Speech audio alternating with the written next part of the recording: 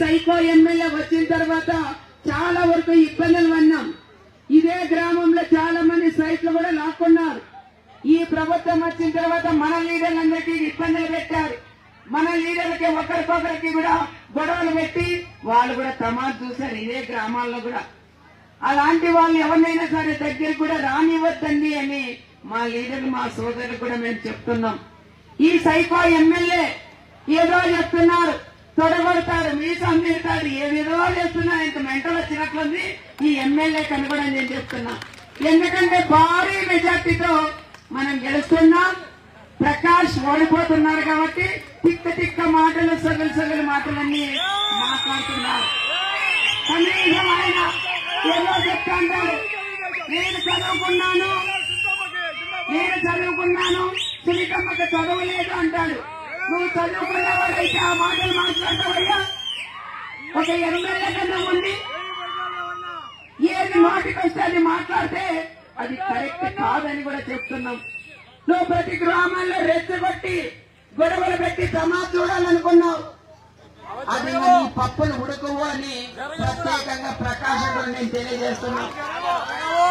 ఏదైనా నువ్వు పని చేసే దాంట్లో ఫలితాలు సునీతమ్మకి పోటీగా నువ్వు తగలుతావయ్యా?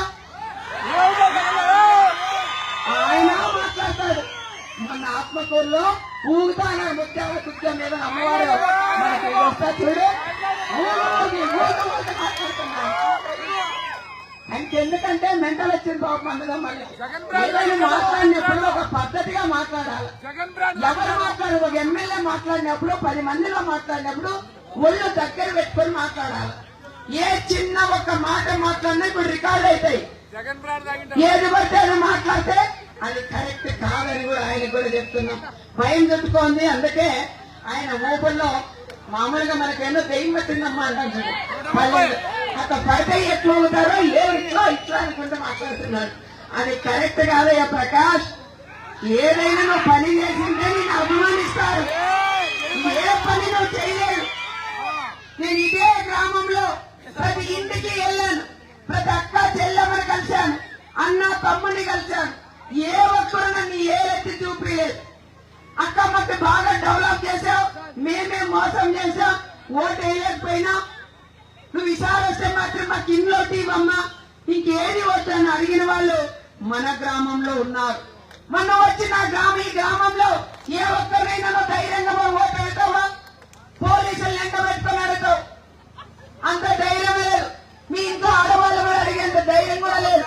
వాళ్ళు కూడా చెప్పింటారు ఆడవాళ్ళు, నేను ఇది చేస్తాం అది చేస్తాం ఎమ్మెల్యే అయితే. నువ్వు ఎమ్మెల్యే అయితేనే ప్రజలందరినీ మర్చిపోయినావు. నీ గురించి కష్టపడి ఎంతో మంది వైఎస్ఆర్ సోదరులు కూడా డబ్బులు ఖర్చు పెట్టి నిన్ను గెలిపించారు. ఆ సోదరుని మర్చిపోయావు. మీ సోదరులు మాత్రం 1000 కోట్లు సంపాదించుకుంటూ మీరు మాత్రం ప్రశాంతంగా ఉన్నారు. ఈ రోజు నువ్వు వచ్చి గ్రామాల్లో కనీసం ఒక్క సీసీ రోడ్ వేసావయ్యా? 5 సంవత్సరాలు నువ్వు ఎమ్మెల్యేగా ఉన్నావు. ఏం పని చేసావని నువ్వు జనాల దగ్గర పోయి ఓటు వెళ్తావు? ఎక్కడన్నా పోతే కాల్ సెంటర్ పెట్టారంట. ఆయన ఎక్కడన్నా పోతే మీరు రండి అని కొంతమంది బ్రోకర్లు పెట్టి వాళ్ళ ద్వారా ఫోన్లు చేపిస్తే ఈయన ఎనికిటి ఒక 50 జీపులు వేసుకొని వాళ్ళే తాగేది, వాళ్ళే తినేది, వాళ్ళే ఎగిరేది, వాళ్ళే టపాకాయలు కాల్చేది, వాళ్ళే పూలు చల్లేది, వాళ్ళే వ్యాన్లో అన్నం తెచ్చుకొని వాళ్ళే తినేది. ఆ పరిస్థితి ఆయన అయిపోయింది. కనీసం ఒక్కరు కూడా వచ్చే పరిస్థితిలో ఈ రోజు ప్రకాష్ రెడ్డి అనే వ్యక్తికి లేదు.